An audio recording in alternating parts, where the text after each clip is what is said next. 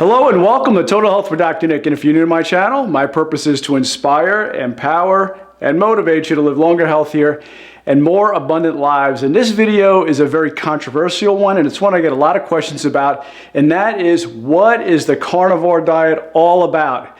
I mean, this is a hot diet right now, and it's literally around the world. I get questions from everywhere, so I wanted to kind of touch base on this. And this is part one of a three-part series. Part one, we're going to talk about what the carnivore diet is. Part two, how to do it. And part three, what are the hacks? What are the biohacks? What are the tips and tricks? What are the mistakes that you can make with it? So you want to make sure you watch all three parts. But like I said, this is a controversial diet, so I'm not telling you to do this. You may want to try it. You may want to try it for a lot of different reasons. You may want to try it because you hear it's great for weight loss, which it is. You may want to try it because you hear it's great for muscle building, muscle density, maybe athletic performance, or maybe you've got a health condition that you're trying to get rid of, trying to clear out. And this is really a great way to start eliminating certain foods from your diet and see which ones may be triggers. Or, and I hate to say this, maybe the keto diet didn't work for you and you want to try something different. Or, tell you what, maybe the keto diet did work and you want to take it to another level. Because I will tell you this, that the carnivore diet is very, very similar to the keto diet. In fact, the carnivore diet done properly, you will get into ketosis. So it's almost the same thing, but a slightly different approach. And we'll talk about the differences in this video. So like I said, guys, this is controversial because there's a lot of research with this. So there's not research on how this diet works, but to tell you what, there is a lot of different testimonials. They're all out there. You can see them all over the internet that it works. So you want to make sure you do the due diligence yourself. Like I said, watch the other videos I'm going to do and you're going to learn a lot. And guys, if you want more information about the ketogenic diet and how to get in the best shape of your life, make sure you check out my keto course. It is absolutely the best keto course on the market. It's called Ultimate Keto with Dr. Nick. I'll put the link down below, and also to check out my keto cookbook. Kiss Keto is super simple. I think you'll find a lot of great recipes in there that are simple, easy, and super clean. All right? So guys, also too, if you like what we're talking about, make sure you like, share, comment, and subscribe. Make sure you click that little bell notification so you get notified anytime I do a video. So let's go ahead and get started with what is the carnivore diet all about. Well guys, in its simplicity, the carnivore diet is really all about meat plus water equals the carnivore diet. Okay, that's it. All right, so I hope you like this video. Make sure you like, share, comment. No, I'm kidding. There's a lot more slides, so don't go away. Anyway, the carnivore diet, in its simplicity, it actually is very simple, because I know a lot of diets are very complex. You don't know what to do. You don't know what to eat. You don't know how to meal plan. The carnivore diet is very simple in that it is only meat. That's all you're eating. Now, the meat can be chicken. The meat can be fish. It is only animal products and basically water. So there's really nothing else. So it's very low carb. It's got some fat in it. It's got some protein in it, of course. And what's interesting is the ratio of fat to protein typically is about the same ratio it is for the ketogenic diet. So that's why there's a lot of similarities with this. So simply put, it's a way of eating where you're only eating animal products. No greens, no grains, no seeds, no nuts, no fruits, no legumes, and no root vegetables. So really, it's all about meat and water. So as you can see, it's a very simple diet to follow.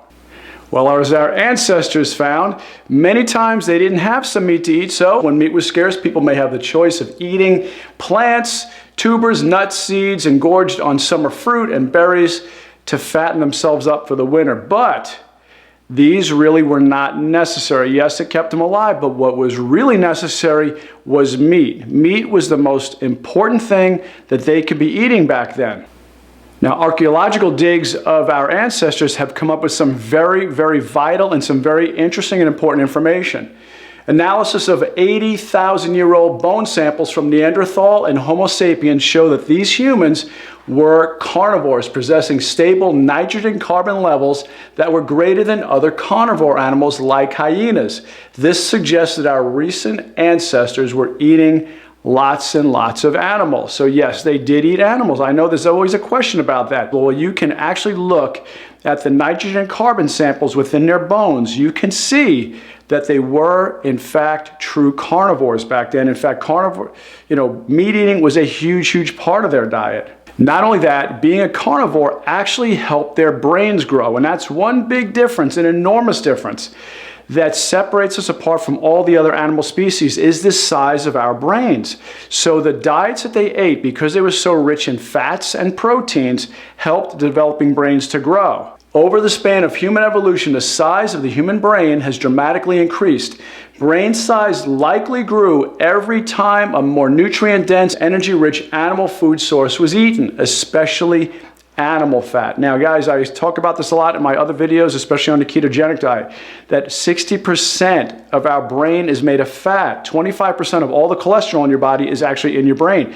So we need fat to really make and develop a healthy brain. So it's critical that when we became more meat eaters and more fat eaters, eating virtually the entire animal, it really helped with brain growth and development.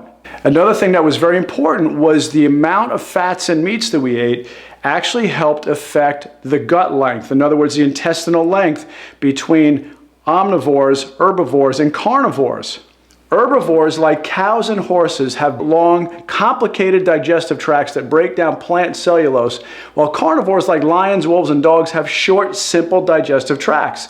In omnivores, like humans, the GI tract is slightly longer than that of a carnivore, but much shorter and less complex than that of an herbivore. So we're kind of in the middle, but leaning more towards the true carnivore. So over time, our intestinal tract shortened up. We're becoming less and less complex because of the amount of meat that we were eating. Now, something that's also very, very interesting is what archaeologists found in caves. So caves in Spain, caves in France, was the kind of drawings they found on the walls. And as you can see in the cave art, bison, elk, you can see some blood down here, so it shows that they were hunting for those types of animals. Also, too, over here, you can see a bison here in this cave in France.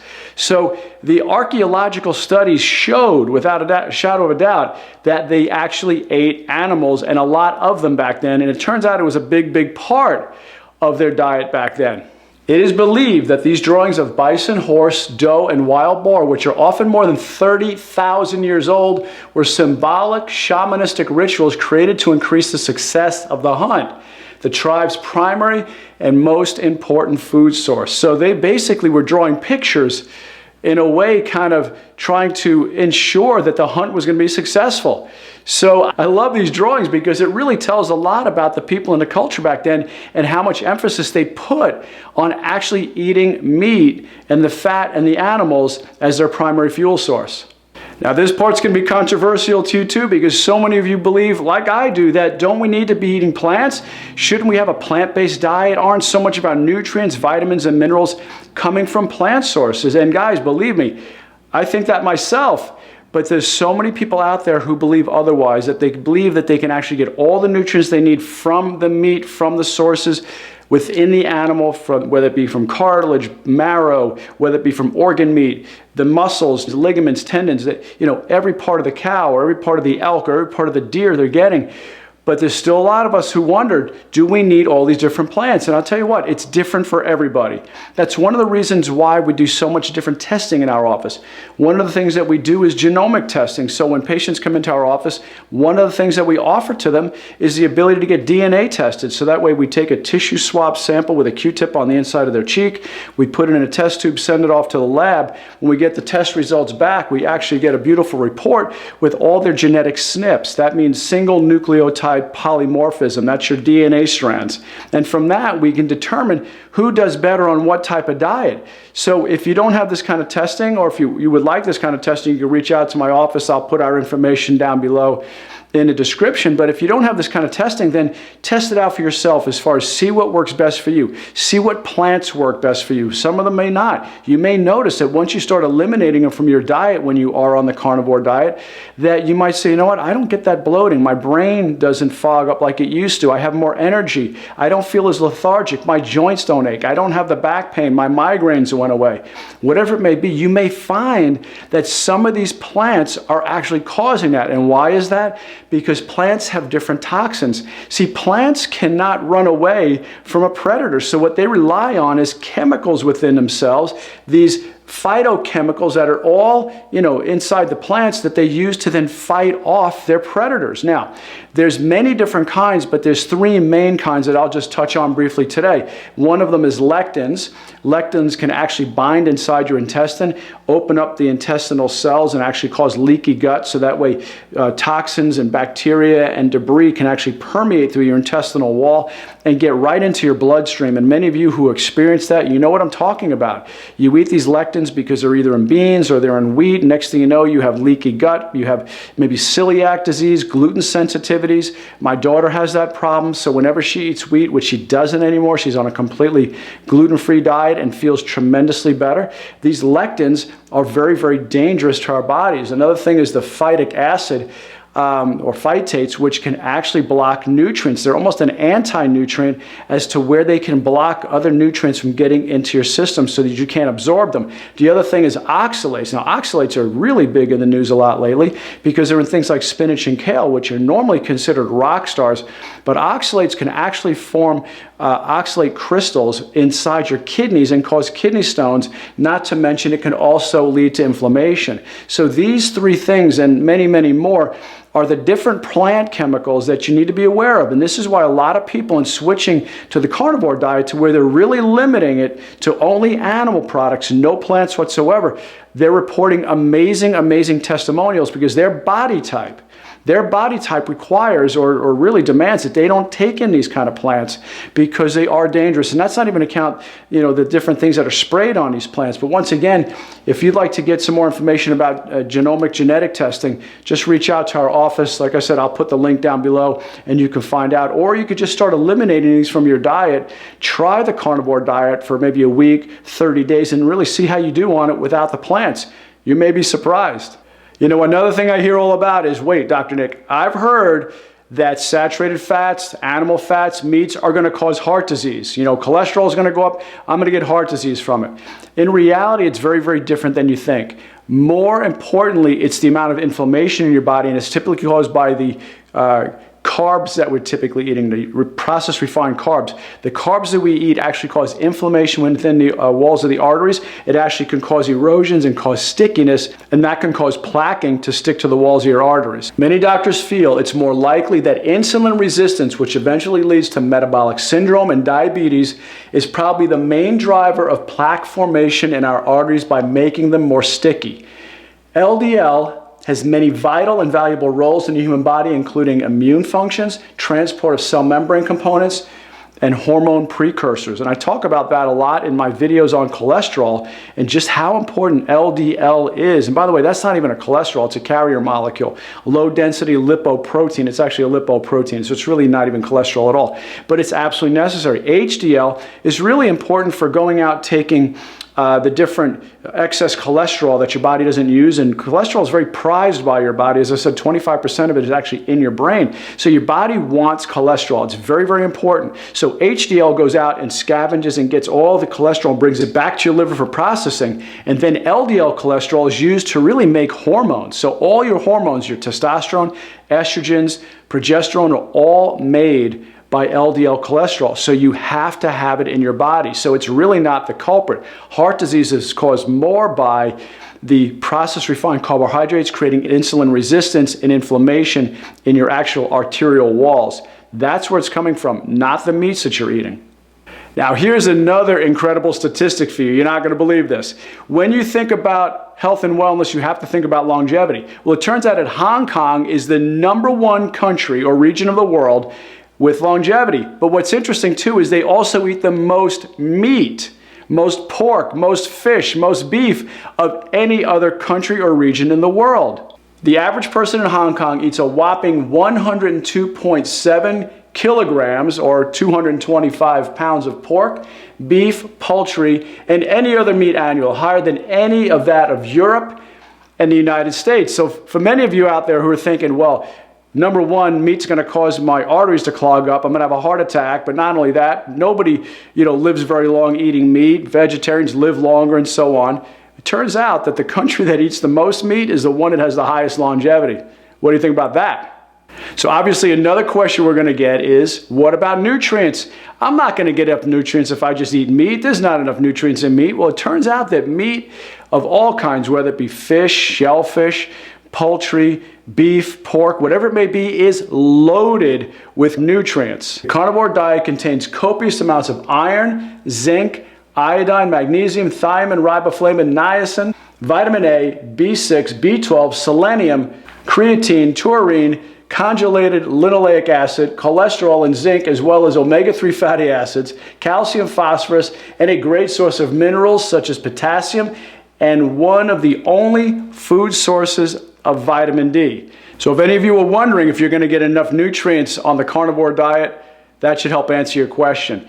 But not only that, one of the big things I always recommend, and this is one of the things I'm going to talk about in the next video on how to do this properly, is to make sure that you're getting also the organ meat, the tendons, ligaments, connective tissue, bone marrow, things like that. But you want to make sure you're eating from nose to tail. That's the way our ancestors used to do it. They didn't just waste it. They didn't just have the meat and let the rest of it go to waste. They ate every single bit of it. Now, I know that sounds a little bit odd, but that's what our ancestors used to do. A lot of people doing a carnivore diet now are not eating every part. All they're eating is the meat. They're not getting the tendons, the ligaments, the connective tissue, the bone marrow, the organ meat, and things like that. That's where you're getting a lot of these other nutrients. So you want to make sure that you're eating nose to tail, or as I say sometimes, rooter to tutor. We're going to talk about that in the next video, so you want to make sure you see that one. Now, I said in the beginning, there's a lot of reported health benefits, so here they are. So guys, these are some of the many things, and there's actually a lot more than this, but these are some of the ones I just want to touch on right now. Things that weight loss, okay, that's an obvious one. You know, the ketogenic diet has some carbs in it. You could have 20 grams of carbs, you could have 50 grams of carbs. Really depends on how well your body does with it. But this is virtually no carb because you're pretty much only eating protein, eating meat, and eating fat. That's it. You're having water, maybe some black coffee or something. So this is very, very, very low, if not zero carb, where keto diet has a little bit more. So you're going to go into ketosis, no doubt. You will be in ketosis. And the great thing about this kind of diet is there's really no measuring. It's very, very simple. You're just going to eat meat. So there's no measuring. You eat till you're satisfied, and then you don't eat again until you're hungry. It's that simple. So there will be weight loss. Because you're getting off the carbohydrates, you will have decreased inflammation and inflammatory markers. So that's a big one. A lot less joint pain, and you notice this once again on the ketogenic diet too. When you start to reduce your carb intake and you start to eat healthier fats, you do get less joint aches. Your blood pressure is going to go down. I mean, that's a given. When you start to lose weight, you start to lose the obesity, you start to lose the insulin resistance, you're going to get your blood pressure dropping through the floor. So if any of you are on medication, you want to be careful and talk to your doctor. Maybe not tell them you're doing this diet, or maybe you will, but they're not going to understand it. But more importantly, let them know so that way you can get your medications adjusted, because your blood pressure is going to start to go down, and if it goes down too far, you may start to get dizzy, which is a good thing because it means you need to get off your medication. Decreased or improved insulin sensitivity, which means your insulin resistance is going down. Your body, you know, one of the big reasons we see that we just don't read insulin anymore is because we're so overdosed with carbs. The standard American diet has way too many carbohydrates, especially refined carbs, and that causes insulin resistance and reduced insulin sensitivity. Increased muscle strength and gains, okay? That's a big one. A lot of times people say, well, you know what, Dr. Nick, I don't know, I might need carbs for my workout. I'm telling you, a lot of you guys on the ketogenic diet know what I'm talking about. You have copious amounts of energy, especially from the fats you're going to be burning. So you will have plenty of energy because you're also going to have a lot more testosterone in your system. So if your testosterone is low, start to look at maybe the alcohol you're drinking, but also to the processed refined carbs. Those are going to be eliminated. So you're going to see some really great muscle gains. Now, over here, you're talking about digestive health. I know you're thinking, well, wait a minute, I need fiber. Don't I need fiber for this? A lot of people who are doing this are reporting they don't. They don't worry about it. They don't have problems with it. Now, they may go to the bathroom a little bit less because their body is better at absorbing these nutrients because there's so much less waste now. I mean, basically, you're almost utilizing everything you're eating, so you're going to go to the bathroom less, so expect that. And once again, in video number 3, we're going to talk about some biohacks if you do have problems where you get maybe a little bit constipated like you do typically with the ketogenic diet very early on. It clears out, but early on you get it. Watch number 3 because we're going to talk about those biohacks and how to get around that. Once again, increased testosterone and libido. So yes, ladies, you can do this diet too, even though you have a lot less testosterone than we do. Still, you need some, and you need it for your libido. And so guys and gals, something maybe you want to really check out. Also increased performance, athletic performance, mental clarity, of course, as you start to eat more healthy fats. Like I said, this diet is very similar in macros, although you're not measuring them, it just happens to work out this way. It's very similar to the macros of the keto diet, where you're about 70% fat, maybe 30% protein, or just a little bit different than that. It might be 60% fat and maybe 40% protein.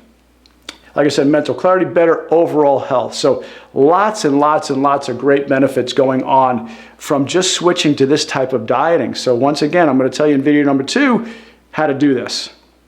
All right, and rounding it out, last but not least, what should you be eating? Well, very simply, guys, like I said, meat. It's just that simple. But like I said, we're going to go into video number 2 where we're going to talk about specifics on how to do this diet. But basically, meat, beef, chicken, turkey, lamb, bison, organ meats, collagen, bone marrow, all those things, beef broth, they're all fair game. And you can eat just about as much as you want of it. Fish, salmon, mackerel, sardines, lobster, shrimp, herring, all the seafood you want to eat.